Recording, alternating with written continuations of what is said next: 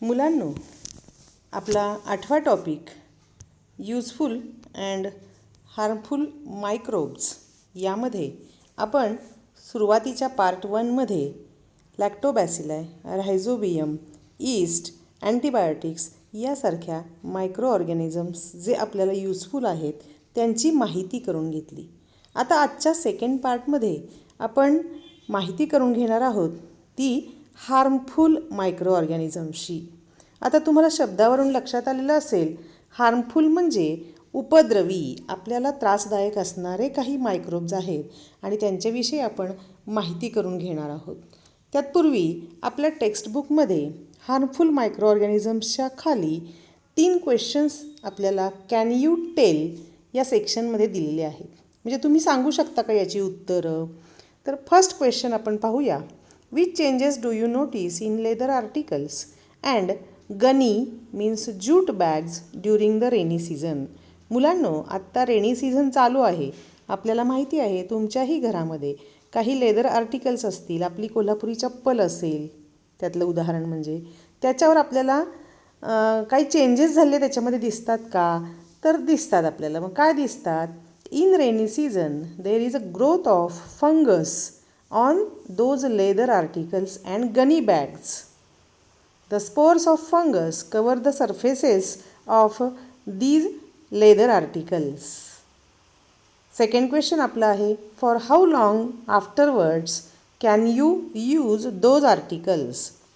म्हणजे आपल्याला हे आर्टिकल्स त्याच्यानंतर वापरता येतात का?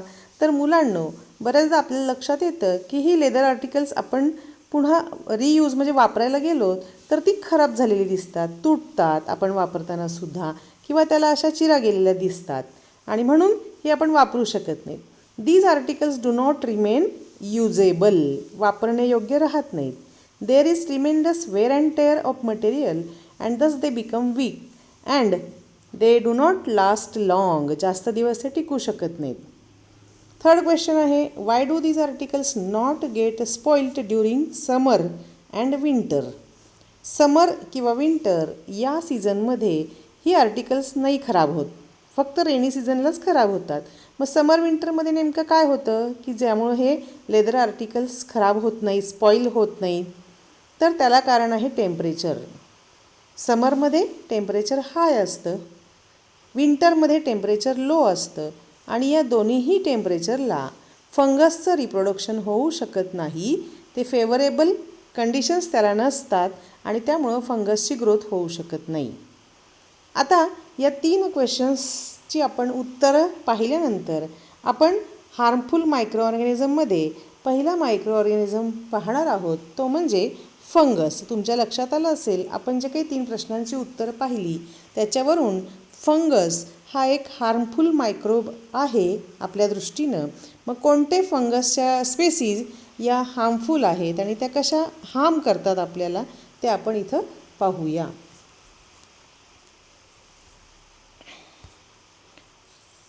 Microscopic spores of fungi are present in the air. After acquiring suitable moisture, they start growing on any kind of organic matter like leather articles. The fungal hyphae, which are fiber-like, they penetrate deep into the supporting material to obtain nutrition and start reproducing by spores. म्हणजे तुमच्या लक्षात येईल मुलांनो की हे leather articles किंवा wooden आर्टिकल्सवरच हे fungus त्याची ग्रोथ का होते? तर त्यांना या ऑर्गॅनिक मॅटरकडून न्यूट्रिशन मिळत असतं. न्यूट्रिशन मिळालं की त्यांचं रिप्रोडक्शन फास्ट होतं आणि तिथे स्पोर्स तयार होतात. याचबरोबर आपल्याला माहिती आहे की काही फूड ॲटम्स आहेत, ते फूड ॲटम्ससुद्धा या फंगसमुळं स्पॉईल होऊ शकतात, विशेषतः रेनी सीझनमध्ये.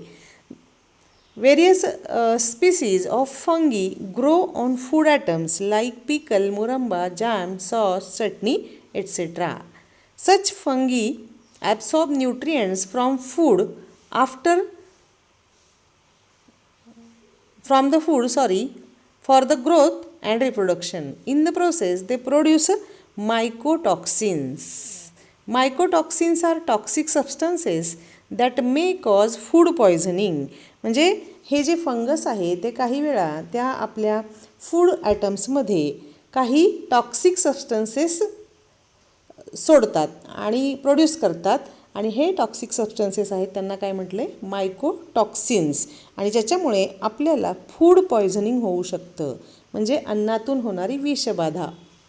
Food contaminated with fungus is दस अनफिट फॉर कन्झम्पशन म्हणजे जर खाद्यपदार्थांना बुरशी आली फंगस असेल तिकडे तर आपण ते खाद्यपदार्थ खाऊ शकत नाही, खाण्यालायक ते राहत नाही. Fungus is the food contaminated with fungus is दस अनफिट फॉर कन्झम्पशन खाण्यायोग्य राहत नाही.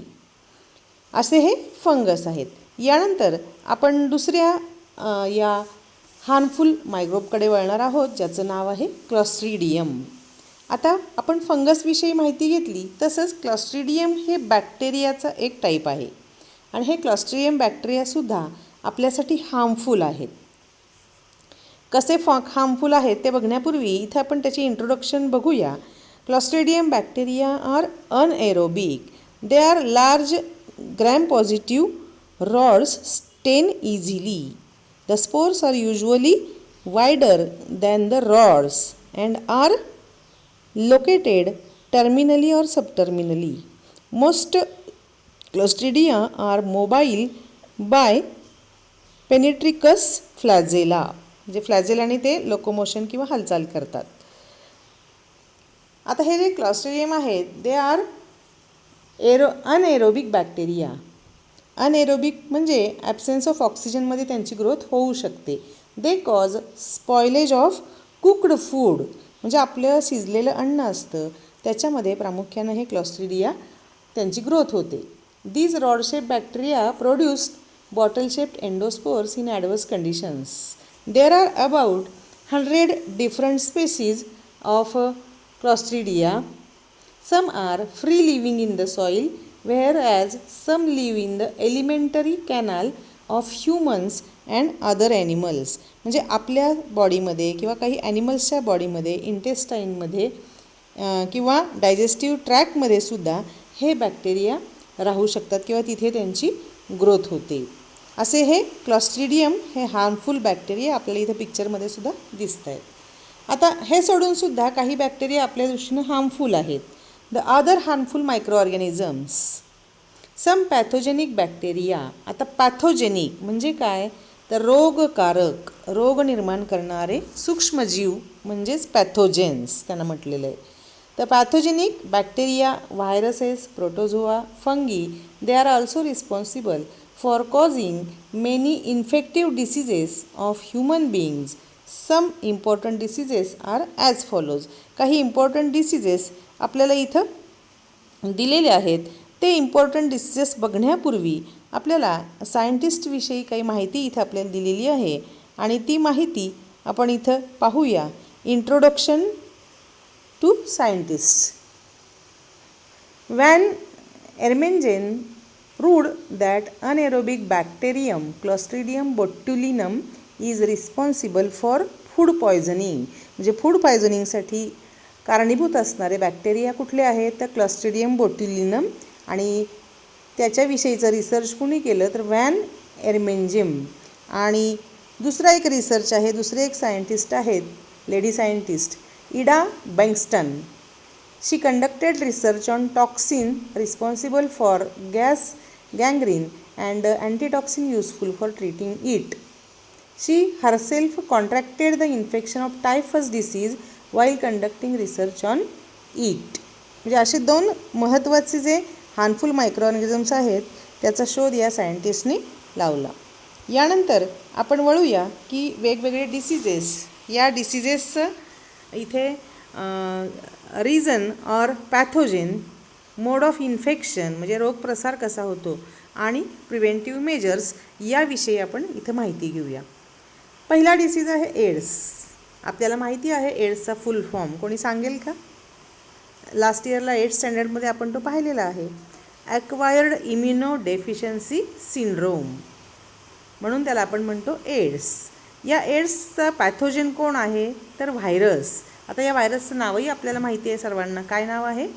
HIV. याचा मोड ऑफ इन्फेक्शन पहा through blood and semen of infected person and milk of mother suffering from AIDS, म्हणजे ब्लडमधून, सिमेनमधून आणि जी फीडिंग करणारी मदर आहे तिच्या मिल्कमधून बेबीकडे हे व्हायरसेस जाऊ शकतात आणि त्याचा प्रसार होऊ शकतो. प्रिव्हेंटिव्ह मेजर्स काय आहेत एड्सचे? सेफ ब्लड ट्रान्सफ्युजन, म्हणजे तुम्हाला ज्यावेळी एखाद्याला पेशंटला ब्लडची गरज असते तेव्हा ते ब्लड घेताना HIV सेफ आहे का, चेक केलेलं आहे का, तरच ते आपण ॲक्सेप्ट करायचं. मग सेफ ब्लड ट्रान्सफ्युजन. दुसरं आहे अवॉइडिंग रियूज ऑफ नीडल्स, म्हणजे आपण इंजेक्शन घेतो त्यावेळी ते इंजेक्शन्स घेत असताना डिस्पोजेबल सिरिंज वापरायच्या, नीडल्स वापरायच्या. सेफ सेक्शुअल कॉन्टॅक्ट, म्हणजेच सेक्शुअल कॉन्टॅक्ट जो आहे तो सेफ असला पाहिजे. त्यानंतर सेकंड डिसीज आहे हिपॅटिटस, त्याचा पॅथोजेन आहे व्हायरस.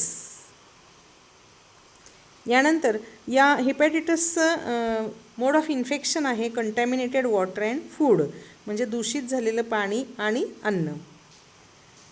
प्रिव्हेंटिव्ह मेजर्स काय आहेत हिपॅटिटसचे? Clean and filter water, proper storage of food. त्यानंतर third disease influenza. Mode of infection contact with infected person. Preventive measures personal hygiene, avoiding contact with infected person. Fourth measles and chicken pox, याचा पण mode of infection आहे contact with infected person. All these diseases are infective diseases and hence the mode of infection is contact with infected person. Preventive measures आहेत measles and chicken पॉक्सचं, ते म्हणजे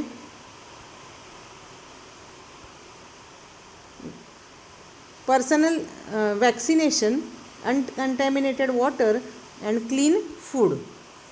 यानंतर पुढचा disease आहे bird flu, just like swine flu. Swine flu हा माणसांमध्ये दिसतो, बर्ड फ्लू हा बर्ड्समध्ये, विशेषतः ज्या कोंबड्या असतात, चिकन्स असतात, त्यांच्यामध्ये हा बर्ड फ्लू प्रामुख्यानं दिसतो. Contact with infected birds and animals.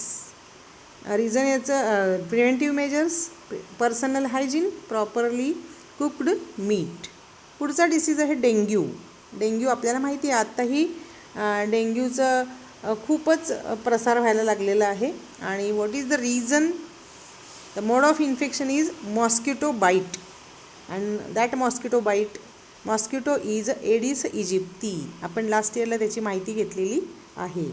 आणि प्रिव्हेंटिव्ह मेजर्स काय असतील मग? Cleanliness of surroundings, preventing stagnation of water, mosquito control etcetera. हे सगळे आत्ता आपण डिसीजेस पाहिले, हे सगळे व्हायरल डिसीजेस आहेत. म्हणजे त्याचा पॅथोजेन जो आहे या 5-6 डिसीजेसचा तो व्हायरस आहे. बघा आता आपण बघणार आहोत काही बॅक्टेरियल डिसीजेस. त्यातला 7वा आहे बघा न्यूमोनिया. मोड ऑफ इन्फेक्शन आहे droplets spread in air by infected person. Preventive measures आहेत vaccination, avoiding contact with infected person. 8वा आहे लेप्रसी, कुष्ठरोग. Long term contact with infected person हे त्याचं मोड ऑफ इन्फेक्शन आहे. प्रिव्हेंटिव्ह मेजर आहे avoiding contact with infected persons and their belongings. 9th disease आहे cholera. विशेषतः या रेनी सीझनमध्ये कॉलराचे पेशंट्स मिळतात. कशामुळे? मोड ऑफ इन्फेक्शन आहे contaminated food and water. Preventive measures आहेत clean food and boiled water. हे झाले बॅक्टेरियल डिसीजेस काही. आता आपण बघणार आहोत फंगल डिसीजेस. एकच त्यातला आहे तो म्हणजे डॅन्ड्रफ अँड रिंगवर्म. डॅन्ड्रफ म्हणजे आपल्या डोक्यामध्ये जो कोंडा होतो तो डॅन्ड्रफ, आणि रिंगवर्म म्हणजे जंत. Mode of infection contact with infected person or his her belongings like clothes, म्हणजे ज्याला डॅन्ड्रफ आहे, रिंगवर्म झालेले आहेत, तर त्यांचे बिलॉंगिंग्ज म्हणजे त्यांचे कपडे वगैरे, रुमाल असं आपण वापरायचं नाही. प्रिव्हेंटिव्ह मेजर्स पर्सनल हायजीन म्हणजे आपली वैयक्तिक स्वच्छता, avoiding contact with infected person, असा हा फंगल डिसीजेस आहेत. यानंतर डिसीजेस कॉज बाय प्रोटोझोआ. त्याचा दिलेला आहे disease malaria. Malaria mode of infection आहे मॉस्किटो बाईट. ॲनॉफिलस मॉस्किटो आहे, त्या मॉस्किटो बाईटमुळे हा मलेरिया होऊ शकतो. प्रिव्हेंटिव्ह मेजर्स आहेत cleanliness of surroundings, preventive stagnation of water, controlling mosquitoes. असे हे वेगवेगळे डिसीजेस आहेत. एक डिसीज एक वेगळाच आहे, खाली दिलेला स्केबीज. स्केबीज म्हणजे खरूज. हा स्किन डिसीज आहे. It is caused by mite but it is not a fungal disease. म्हणजे हा फंगल डिसीज नाही आहे, पण हा होऊ शकतो स्केबीज. असे हे वेगवेगळे डिसीजेस आपल्याला इथं आपण अभ्यासले की ज्याच्यामध्ये काही बॅक्टेरिया, काही व्हायरस, काही फंगस, काही प्रोटोझोआ हे सुद्धा हे डिसीजला कारणीभूत ठरतात. म्हणून तर त्यांना आपण पॅथोजेन्स असा शब्द वापरलेला आहे. आणि ह्या सगळ्या डिसीजेसविषयी आपण ही इन शॉर्ट माहिती करून घेतली. इथे आपला हा 8th टॉपिक कंप्लीट झालेला आहे. मुलांनो, तुम्ही एक्सरसाइज कंप्लीट करा आणि नंतर आपण पुढच्या सेशनमध्ये एक्सरसाइजविषयी बोलणार आहोत. थँक्यू.